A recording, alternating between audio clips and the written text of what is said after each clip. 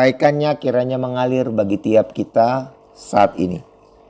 Pada waktu kita berharap mengambil waktu khusus untuk ada dalam hadirat Tuhan, saya yakin Dia akan menjamah dan memberikan damai sejahtera untuk tiap kita, sehingga kita menjadi pribadi-pribadi yang kuat menanti kegenapan janji Tuhan.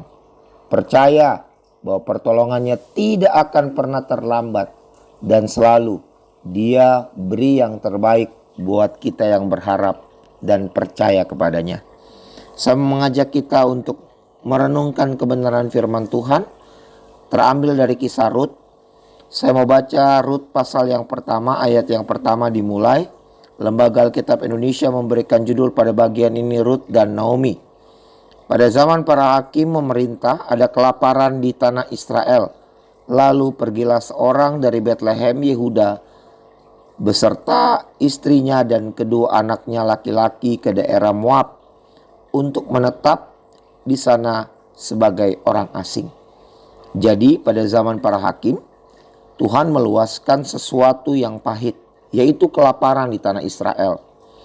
Yang ironis saudara, bahwa kelaparan itu juga terjadi di Betlehem. Betlehem memiliki arti rumah roti, di tempat yang baik, di tempat di mana tersedia hal-hal yang diperlukan berupa kebutuhan pokok, yaitu roti. Tuhan masih luaskan adanya kelaparan dan kekurangan di sana.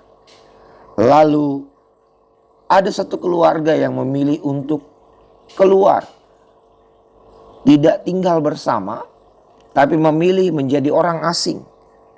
Keluarga ini, ayat yang kedua, nama orang itu ialah Elimelek, nama istrinya Naomi, dan nama kedua anaknya Mahlon dan Kilion. Semuanya orang-orang Efrata dari Betlehem Yehuda, dan setelah sampai ke daerah Moab, diamlah mereka di sana. Kemudian matilah Elimelek suami Naomi, sehingga perempuan itu tertinggal dengan kedua anaknya. Lari dari Tuhan bukanlah pilihan yang baik. Ingat kisah Yunus, dia pikir Tuhan tidak kurang panjang untuk menarik dia kembali. No. Opsi itu bukan opsi yang bijaksana. Yesus pun mampu mengubah 2 ikan dan 5 ketul roti, kebutuhan yang sangat banyak, dengan penyediaan yang mungkin dari sudut pandang kita itu tidak ada faedahnya karena terlalu kecil. Tapi dalam ucapan syukur, Yesus mampu memultiplikasikan, sehingga Alkitab mencatat bukan hanya mereka yang dipenuhi kebutuhannya, tapi lebih lagi tersedia lebih 12 bakul apa yang mereka perlu. Kisah ini mengingatkan saya bahwa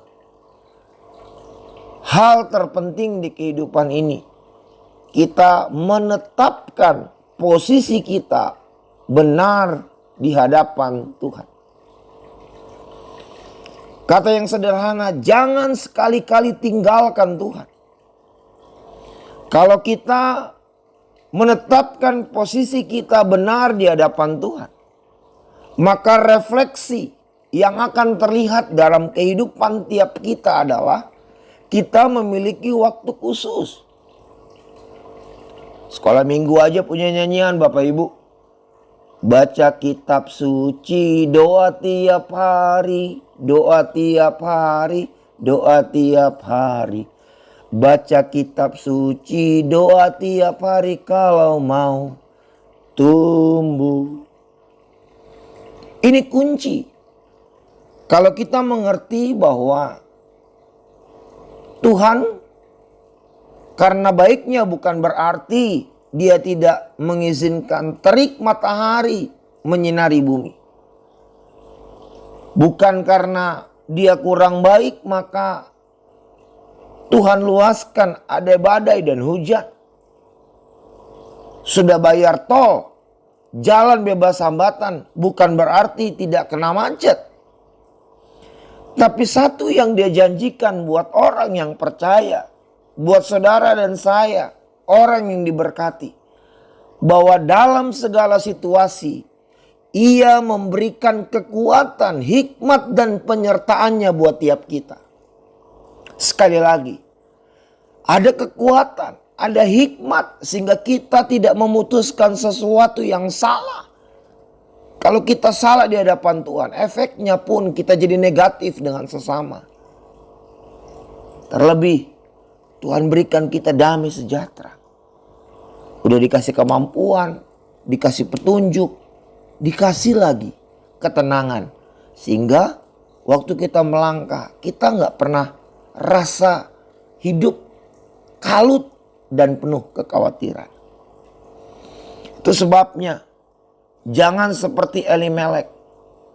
Naomi pun ditegur Tuhan. Karena setelah mereka meninggalkan Bethlehem, Elimelek meninggal. Ini pelajaran penting.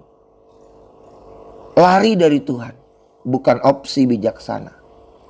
Tetaplah tinggal di dalam Tuhan.